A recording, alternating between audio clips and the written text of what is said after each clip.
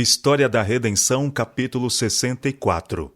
A segunda ressurreição. Então Jesus e todo o cortejo de santos anjos e todos os santos remidos saem da cidade.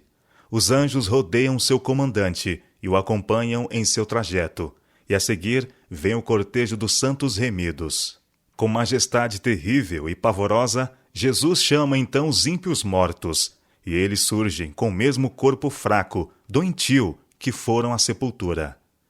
Que espetáculo! Que cena! Na primeira ressurreição, todos saem com imortal frescor, mas na segunda, os indícios da maldição são visíveis em todos. Os reis e os nobres da terra, os vis e os desprezíveis, os doutos e os ignorantes surgem juntamente. Todos contemplam o Filho de Deus, e os mesmos homens que o desprezaram e dele escarneceram, que lhe puseram sobre a sagrada fronte a coroa de espinhos e o feriram com a cana, contemplam-no em toda a sua majestade real. Os que cuspirão nele na hora de seu julgamento agora se desviam de seu olhar penetrante e da glória de seu rosto. Os que introduziram os cravos através de suas mãos e pés olham agora para os sinais de sua crucifixão. Os que lhe alancearam o lado veem os sinais de sua crueldade em seu corpo. E sabem que ele é o mesmo a quem crucificaram e de quem escarneceram em sua agonia mortal. E levantam então um pranto de angústia, longo e demorado, fugindo para esconder-se da presença do Rei dos Reis e Senhor dos Senhores. Todos estão procurando esconder-se nas rochas, para se defenderem da glória terrível daquele a quem uma vez desprezaram. E, oprimidos e afligidos por sua majestade e extraordinária glória, unanimemente levantam a voz e com terrível clareza exclamam: Bendito o que vem em nome do Senhor! Então Jesus e os santos anjos, acompanhados por todos os santos, vão de novo à cidade, e as amarguradas lamentações e prantos dos ímpios condenados enchem os ares. Vi então que Satanás novamente começava a sua obra. Passou por entre seus súditos e fez do fraco e débil forte, e disse-lhe que ele e os seus anjos ainda eram poderosos. Apontou para os incontáveis milhões que tinham ressuscitado. Havia poderosos guerreiros e reis que eram muito hábeis em batalhas e que haviam conquistado reinos. E havia poderosos gigantes e homens valentes que nunca perderam uma batalha. Ali estava o orgulhoso e ambicioso Napoleão, cuja aproximação tinha feito reinos tremer. Ali se achavam homens de elevada estatura e porte nobre, que haviam tombado na batalha enquanto sedentos de conquista. Ao surgir de suas sepulturas, reatam a corrente de seus pensamentos no ponto em que cessara por ocasião da morte. Possuem o mesmo desejo de conquistar que os governava quando tombaram. Satanás consulta com seus anjos, e então com aqueles reis, conquistadores e homens poderosos. Olha então para o vasto exército e diz-lhes que a multidão na cidade é pequena e fraca, e que eles podem subir e tomá-la, expulsar seus habitantes e possuir suas riquezas e glória. Satanás consegue enganá-los, e todos imediatamente começam a preparar-se para a batalha. Há muitos homens hábeis naquele vasto exército, e constroem todas as espécies de instrumentos de guerra. Então, com Satanás à sua frente, a multidão se põe em movimento.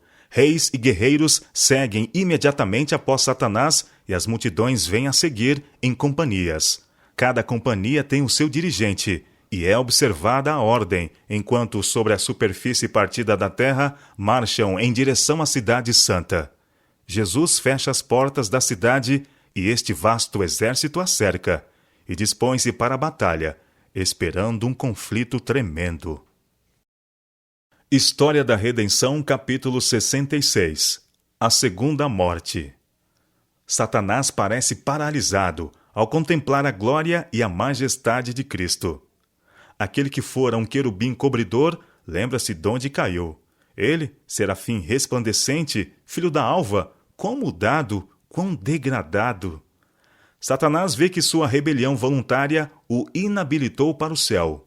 Adestrou suas faculdades para guerrear contra Deus. A pureza, paz e harmonia do céu se-lhe-iam suprema tortura. Suas acusações contra a misericórdia e justiça de Deus silenciaram agora. A exprobração que se esforçou por lançar sobre Jeová repousa inteiramente sobre ele.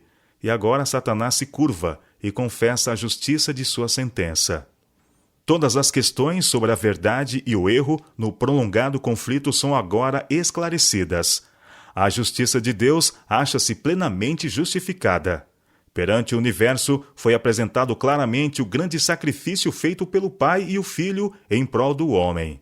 É chegada a hora em que Cristo ocupa a sua devida posição, sendo glorificado acima dos principados e potestades e sobre todo o nome que se nomeia. Apesar de ter sido Satanás constrangido a reconhecer a justiça de Deus e a curvar-se à supremacia de Cristo, seu caráter permanece sem mudança. O espírito de rebelião, qual poderosa torrente, explode de novo. Cheio de frenesi, decide-se a não capitular no grande conflito. Chegado é o tempo para a última e desesperada luta contra o Rei do Céu. Arremessa-se para o meio de seus súditos e esforça-se por inspirá-los com sua fúria, incitando-os a uma batalha imediata. Mas, dentre todos os incontáveis milhões que seduziu a rebelião, ninguém há agora que lhe reconheça a supremacia. Seu poder chegou ao fim.